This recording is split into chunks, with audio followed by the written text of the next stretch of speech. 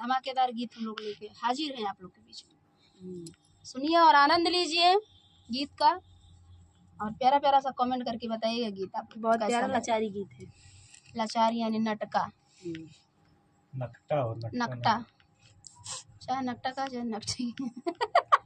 खेलई के मांगई झुन झुनावा, राम लड़का नदनवा। खेलई के मांगई झुन झुनावा, राम लड़का नदनवा। खेलई के मांगई झुन झुनावा, राम लड़का नदनवा।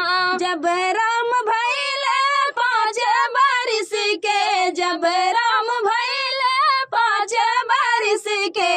खेलई के मांगई आंगनवा, राम लड़का नदनवा। खेलई के मांगई आंगनवा, राम लड़का नदनवा। खेलई के मांगई झुना झुनावा, राम लड़का नदनवा। खेलई के मांगई झुना झुनावा, राम लड़का नदनवा।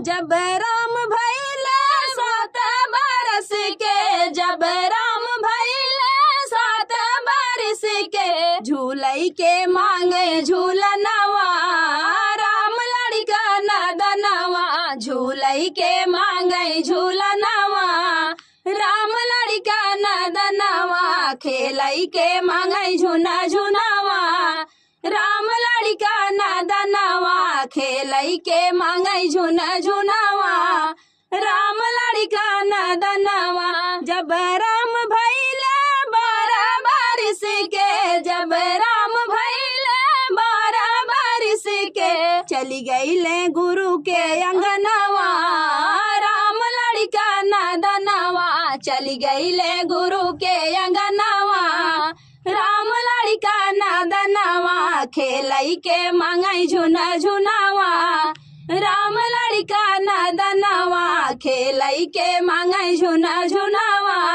राम लड़का नदनवा। तो फ्रेंड था लाचारी गीत यानी